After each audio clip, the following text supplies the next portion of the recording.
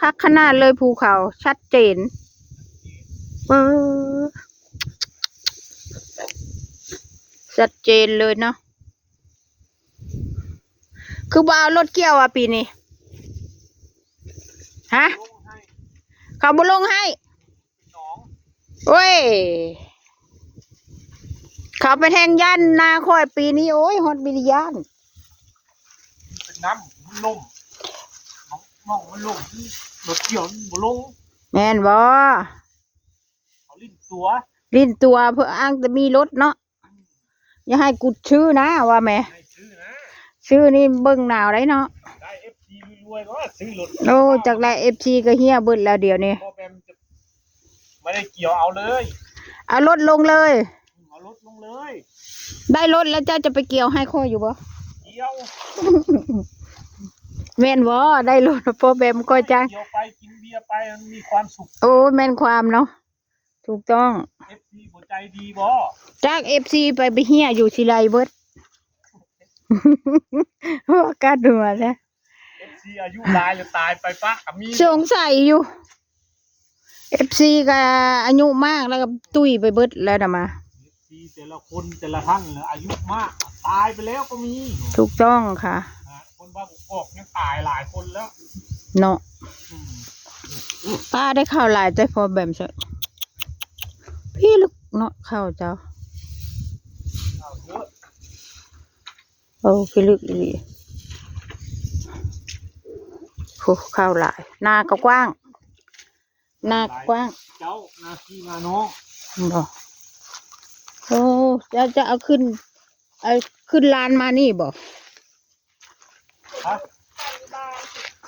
ฮะคนเมื่อปั้นอยู่บ้านบอกพ่อแบมปั้นอยู่นี่แล้วปัจจุคนเมื่อบ้านเลยเพลอมองปั้นนี่กับบัวแพะฮะแม่ความคนปั้นอยู่นี่เลยแล้วเพื่อนก็มาอัดเอานี่เลยเมื่อปั้นอยู่เฮือนมันลายมันขี้ฝอยลายโพดเนาะ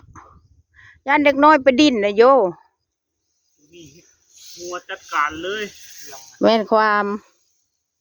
โอ้เข้าปูโทก็งามแท้เนาะเพิ่งเลิกเราละเกี่ยวอันนั้นนะFC หายไปหลายแล้วเนาะเดี๋ยวนี้FC บ่มีแล้ว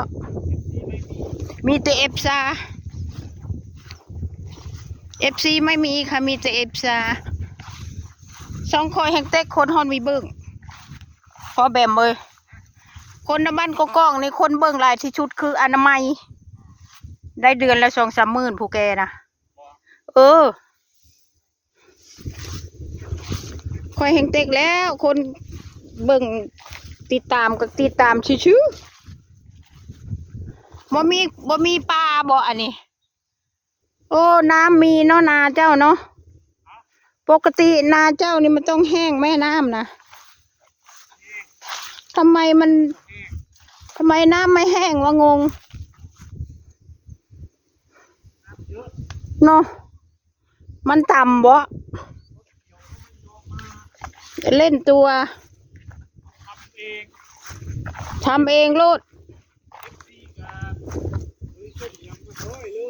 แล้วจะFC ส่งเพลมาช่วยอะไรเลยช่วยหนึ่งแล้วโอ้ยบ่ได้ขอร้องได้เล็ดแต่ข่าวชิมาเด้อ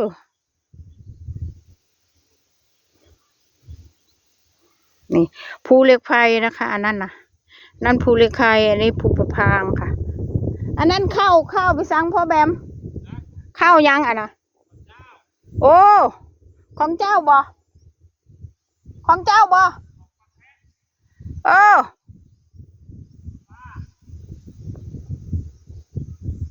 ันนั้นภูกระโลนค่ะนั่นภูกระโลนอันนี้ภูเหล็กไฟอันนี้ภูประพาง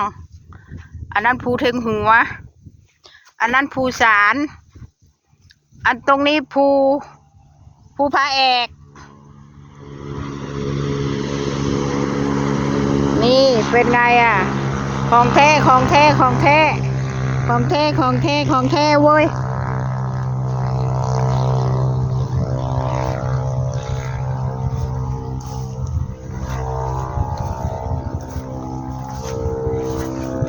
ก็ดีแล้วมือแรงแดดลมตรงตกกะชนแก้วแล้วกับพ่อกัดเจ้าน้ำมือแรงแดดลมฝนตกลมตกก็ชนแก้วกันก่อนกับพ่อแบมน่ะเจ้าน่ะพ่อแบมใจดีเด้พักไปจังยังบ่เทง คือควรแต่ว่าบ่เที่ยงกระเทียกเขาเอง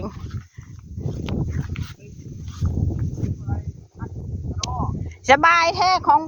พ่อเท่ากี้นี่เอาเมื่อต้องโดนแล้วเนาะพ่อเบากี้นี่ไหมโอ้ยอันนั้นเขาเจ้างามแต่เนาะชมโพมันสูง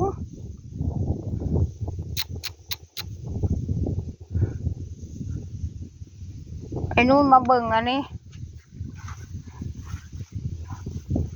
จะมาอัดเอาเพื่องนะบ่นุ้ย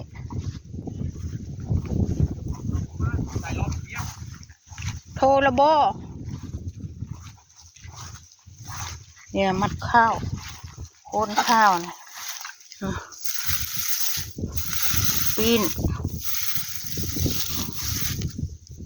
โคนข้าวเด้อระดับนี้ค่ะ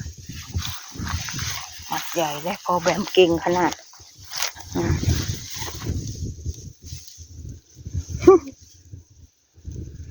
นี่วิธีมัดครับนี่ มัดข้าวบ่ มัดข้าว นี่แหละคือมัดข้าวอ่ะแม่ แบบโบราณ แบบโบราณนี่กิ้วข้าวบัดคือไม่ใช่ถุงมือ ฮะ คือไม่ใช่ถุงมือ มันอันนั้น ฮะ จริงกะ เกกะแอนบ่มันบ่ชินวะนี่แม่มันไม่เชน ลาละข้าวหมุนตอกนี่มันจะไป มันกิ้วเอาพลาย มันจะติดไอ้ถุงมือ แม่นกำไม่ยิงบ่คือกำน้อยแท้น่ะ นะ เอาโฮมเดียวบ่ได้บ่ฮะ ไม่ใหญ่เหมือนปลาลองเลยปลาลองน่ะใหญ่ ทำใหญ่เท่านี้ ประกาศ บอกปลาลอง ถ้าเอาโปรแกรมกำ เด้นะค่ะเอาเพื่องเมื่อได้นะเด้นะอุ้ยภูเขาเขียวขนาดเลย เอากระตุ้นไว้หน้าแรงนะ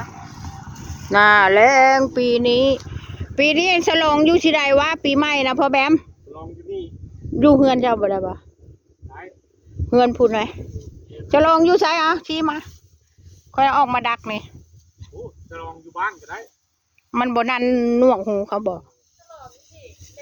ฉลองอยู่มองบ่มีคนพี่แล้ว มันช่างสบาย ถ้าอยู่ในกลางบ้านมันไอ้นั่นมันรบกวนเขา หน้าแมงความ เขาจะมาใช้ เอิญพ่อประกาศมาแสดงนำเนาะมาแสดงอยู่บ่ปีใหม่นะฮะประกาศ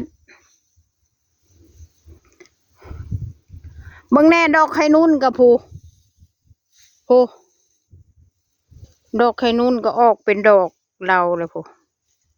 โอเคเนาะประมาณนี้ค่ะอย่าลืมกดไลค์กดแชร์กดซับสไครต์กดกระดิ่งให้คุณยายด้วยนะคะพ่อแบมค่ะขอบคุณค่ะบ๊ายบายเด้อ